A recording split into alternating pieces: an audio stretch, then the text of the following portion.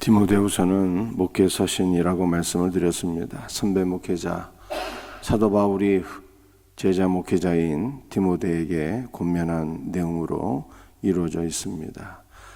마지막으로 그가 디모데후서 4장에서 무엇을 권면했는가를 함께 살펴볼 수 있기를 원합니다. 디모데후서 4장 1절 말씀 함께 같이 읽도록 하겠습니다. 하나님 앞과 살아있는 자와 죽은 자를 심판하신 그리스도 예수 앞에서 그가 나타나실 것과 그의 나라를 두고 엄히 명하노니. 바울은 디모데에게 하나님과 그리스도 예수 앞에서 그의 나라를 두고 엄히 명한다 라고 말씀하고 있습니다. 특별히 사도 바울은 순교를 목전에 둔 상태에서 마지막으로 권면하고 명령하는 것이기 때문에 숭고함과 엄숙함과 비장함마저 우리는 이 말씀을 통해서 느끼게 됩니다. 바울이 마지막으로 유언이자 최후의 명령을 남기면서 그리스도에 대해서 먼저 두 가지를 말씀을 했어요. 1절 말씀을 보게 되면 하나님은 산자와 죽은 자의 재판장으로 예수 그리스도를 세우셨다라고 말씀하셨습니다. 산자는요, 살아있는 자를 의미합니다. 그러니까 예수님께서 재림하실 때 살아있는 자를 가리키는 거예요. 죽은 자는요, 예수님께서 재림하실 때 죽어 있으나 무덤에서 부활하게 되는 자들입니다. 그래서 하나님께서 예수 그리스도를 산자와 죽은 자의 재판장으로 세우셨는데, 이 산자와 죽은 자는요, 다른 말로 표현하게 되면 여러분들이 산자와 죽은 자 중에는 예수를 믿는 성도도 있고, 이 산자와 죽은 자 가운데는 예수를 믿지 않는 불신자들도 있잖아요. 그래서 우리 구주 예수 그리스도께서 산자와 죽은 자의 재판장으로 서시게 되는데, 이들 가운데 누가 주님의 백성이며 누가 주님의 백성이 아닌가를 예수님께서 최후로 심판을 하신다, 이 뜻입니다. 여러분들, 누가 주님의 백성이고 누가 주님의 백성이 아닐까요? 우리 예수님은 디모데후서 2장 19절 말씀을 통해서 내가 나의 백성을 안다 라고 말씀하셨습니다. 주님이 주님의 백성을 하신대요. 주님의 백성은 어떤 사람일까요? 단순히 교회에 나오는 분들이 아니라 진리의 말씀을 배우고 진리의 말씀을 성령의 역사 가운데 확신하며 믿으며 그 진리의 말씀 위에 굳건히 서 있는 자입니다. 여러분들, 진리의 말씀이란 무엇일까요? 바로 예수님이잖아요. 그래서 우리는 예수 그리스도를 배우고 예수 그리스도를 믿으며 내가 예수 그리스도 위에 굳건히 서 있어야 되는 거예요. 이러한 자가 바로 주님의 백성인 것입니다. 그래서 우리를 가리켜서 기독교라고 하잖아요. 기독교. 터기. 내가 그리스도라고 하는 터 위에, 진리의 말씀이라고 하는 터 위에 살필 독자예요. 내가 서 있는지 늘 살펴야 돼요. 이것이 바로 그리스도인입니다. 우리의 남은 일평생 늘 진리의 말씀을 배우고 그 말씀 위에 굳건히 서 있는 우리 복된 성도들이 될 수 있기를 예수님의 이름으로 축복합니다. 그러면은 산자와 죽은 자의 재판장이신 우리 그리스도 예수께서 우리가 진리의 말씀 위에 굳건히 서 있게 될 때 나는 나의 백성이라 주께서 우리를 인정해 주시고 우리를 칭찬해 주실 것을 믿으시기를 바랍니다. 여러분 4장 1절에서 그리스도에 대해서 두 가지를 말씀하고 있는데요. 예수님은 산자와 죽은 자의 재판장이시다. 두 번째로는 그가 나타나실 것과 그의 나라를 두고 엄히 명한다 그랬어요. 그가 나타나신다. 여러분들 그는 누구일까요? 그가 나타나신다. 그는 예수님이에요. 나타나신다라고 하는 거. 이 나타나신다라고 하는 단어가 에피파네스인데 이 단어는요 영광스럽다 이 뜻이에요. 그러니까 예수님께서 나타나신다는 것은 예수님의 재림이잖아요. 예수님의 재림은 어떤 것일까? 영광스러운 재림이라는 뜻이에요. 예수님의 초림은 은밀하고 철화했어요. 예수님께서 인간의 몸을 입으시고 마을 구육관에 탄생하셨잖아요. 은밀한 재림이었고 철화한 재림이었어요. 그것은 예수님의 낮아지심이었어요. 그러나 재림은 그렇지 아니하니 예수님의 재림은 그의 낮아지심이 아니요 영광스러운 재림이라는 거예요. 영광스러운 재림. 그런데 예수 그리스도의 이 영광스러운 재림은요 우리의 소망인 것입니다. 왜 예수님의 재림이 우리의 소망일까요? 현재 당하는 고난은 장차 나타날 영광과 좋게 비교할 수 없나니 라고 말씀하고 있습니다. 우리가 그리스도를 위해서 고난 받을지라도 우리 주님께서 재림하신 그날 우리의 모든 고난은 다 위로와 보상을 받게 되는 거예요. 여러분들 우리 예수님께서 영광 중에 재림하시는데요. 신랑의 영광은 무엇일까요? 신랑의 영광은 신부의 영광인 것입니다. 예수님 우리의 신랑이시잖아요. 그분의 영광은 신부인 우리의 영광이 되는 거예요. 예수님께서 재림하실 때 우리는 그의 영광에 동참하게 될 것을 믿으시기를 바랍니다. 그러므로 그리스도의 재림은요 우리의 소망이에요. 그리스도의 재림은 불신자들에게는 재앙일지라도 그리스도의 재림은 불신자들에게는 두려운 일일지라도 우리에게는 위로와 소망이 되는 일이다. 그래서 바울은 산자와 죽은 자의 재판장이신 예수 그리스도 앞에서 그의 나타나실 것을 주고 내가 너에게 엄히 명한다 이렇게 말씀한 것입니다. 여러분들 사도 바울은 디모데에게 무엇을 엄히 명했을까요? 우리가 2절 말씀을 보게 되면 5가지를 엄히 명했어요. 2절 말씀을 한번 같이 읽어보겠습니다. 너는 말씀을 전파하라. 때를 얻든지 못 얻든지 항상 힘쓰라. 범사의 가르침과 오래 참음과 가르침으로 경책하며 경계하며 권하라. 여러분들 2절 말씀을 보게 되면 사도 바울은 5가지를 엄히 명했는데요. 첫 번째로는 말씀을 전파하라라고 말씀하셨어요.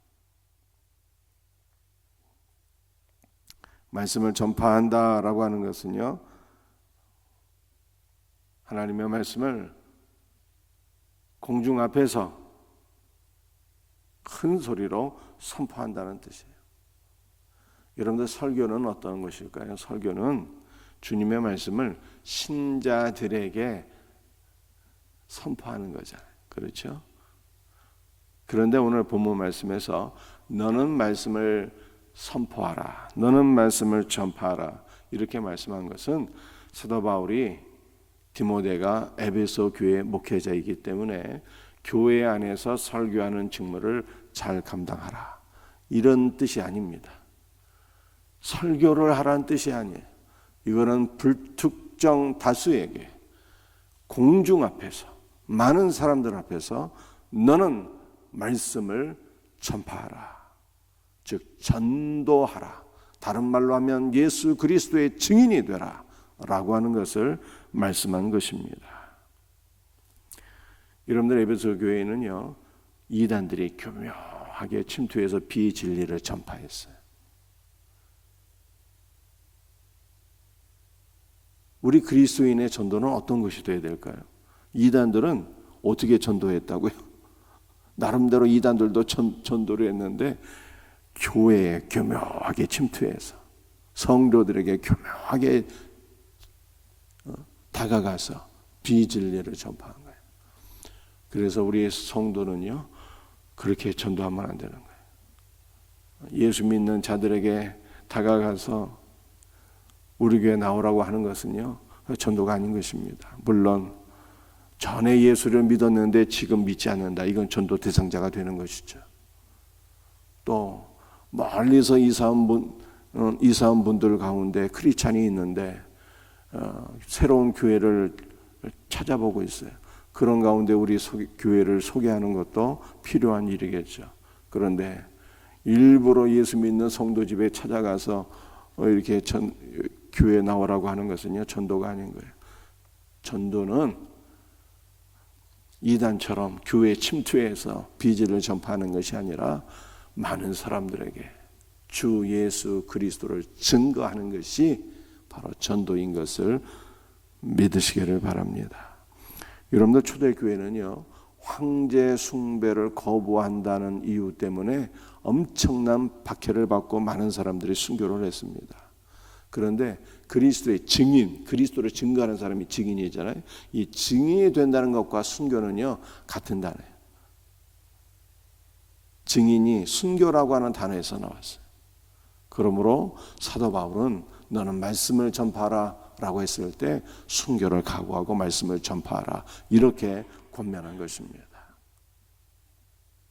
산자와 죽은 자의 재판장이 되신 예수 그리스도 앞에서 그의 나타나실 것을 두고 내가 너에게 엄히 명하노니 너는 목숨을 걸고 전도하라, 이렇게 권면한 거예요.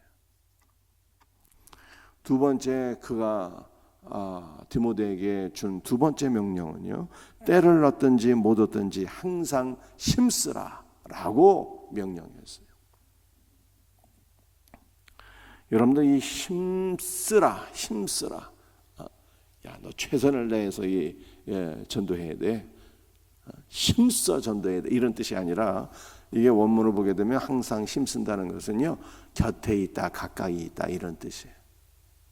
그러니까 우리 성도들은 전도 사역을 생각할 때 전도는 나하고는 이 관계가 별로 없는 것 같아. 그거는 교육자들이 해야 되는 것이고, 또 특별히 전도에 사명이 있는 분들, 이런 분들이 전도하는 거야, 이렇게 생각하면 안 된다는 거예요.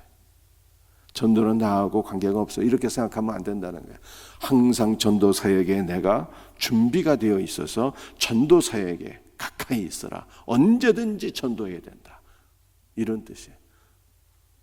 전도할 준비를 갖추고 언제든지 우리는 전도 사역에 동참해야 된다, 이런 뜻이에요. 가까이 있으라는 게 가까이 전도 사역에.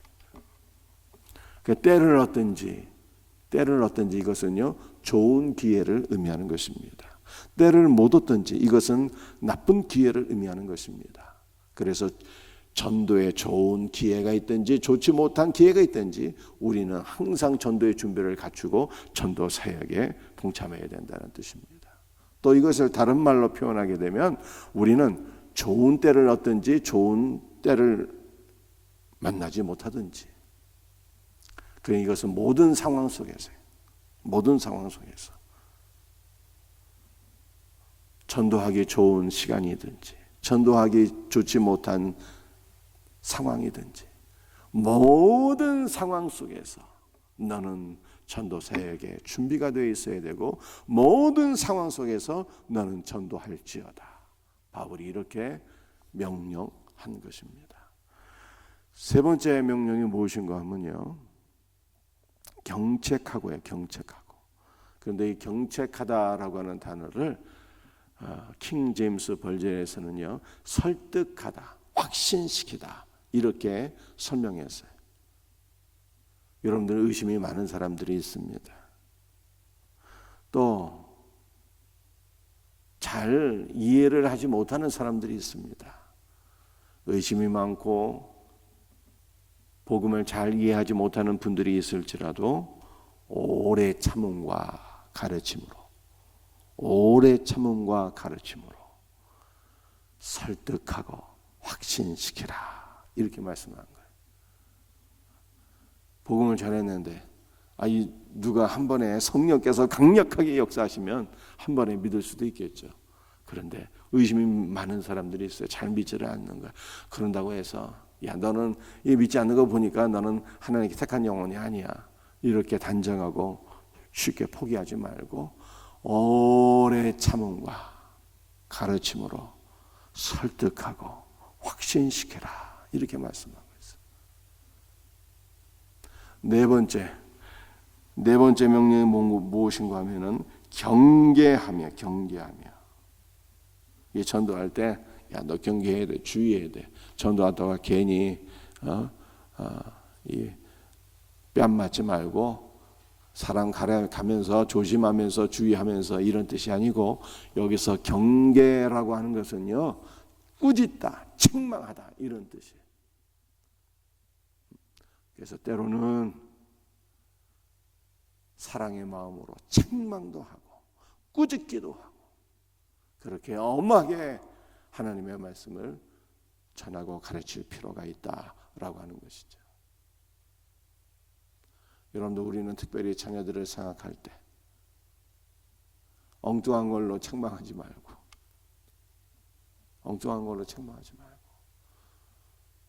우리 자녀들의 신앙생활만큼은 하나님께서 부모에게 주신 권위와 권세로 때로는 엄히 책망할 필요가 있어요. 이와 같은 은혜가 있기를. 그러므로 때로는 사랑의 마음으로 엄히 꾸짖고 책망함으로 그 책망을 통해서 자녀들이 정신을 차리고 돌아오게 되는 것입니다. 마지막 5번째로 바울이 명령한 것은요, 권하라 이렇게 말씀합니다. 이 권한다라고 하는 것은요, 권면하다, 위로하다라고 하는 뜻입니다. 그래서 우리가 모든 상황 속에서 모든 상황은 잘 예의주시해야 되는 것이죠. 전도생자가 고난을 만났습니다. 전도생자가 병들어 있습니다. 어려운 일에 직면해 있습니다. 그러면 어떻게 될까요?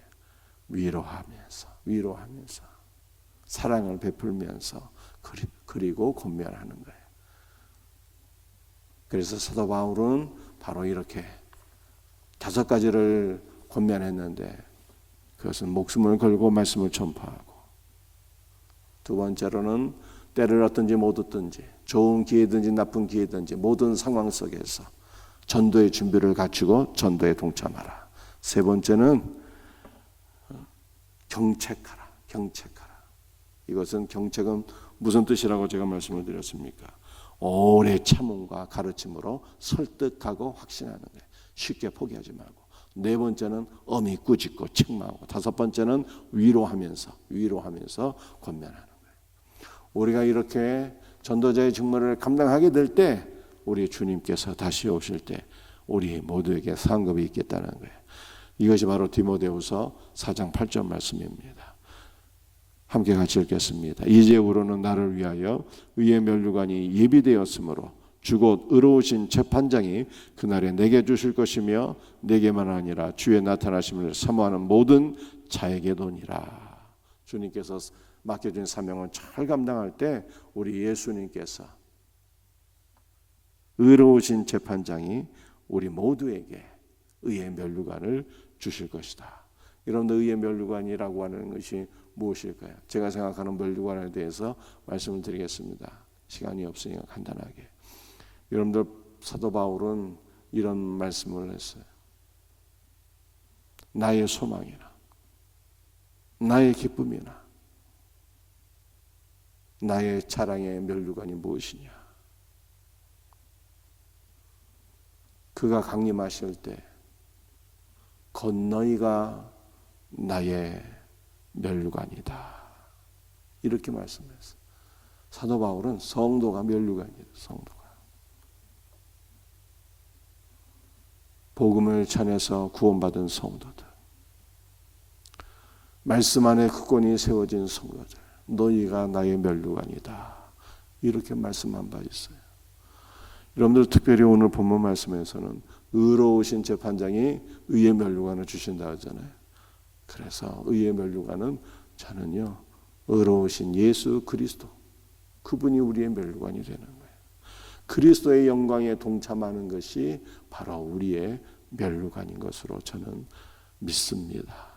그래서 성경은 어떤 물리적인 면류관을 얘기하는 것이 아니라 성도가 우리의 면류관이요, 의의 재판장이신 예수님께서 우리의 의의 면류관이 되시는 것이죠. 우리 예수님 다시 오실 때 사명을 잘 감당하여서 우리 모두가 그리스도의 영광에 동참할 수 있는 복된 은혜가 있기를 주님의 이름으로 축복합니다. 기도하시겠어요? 아버지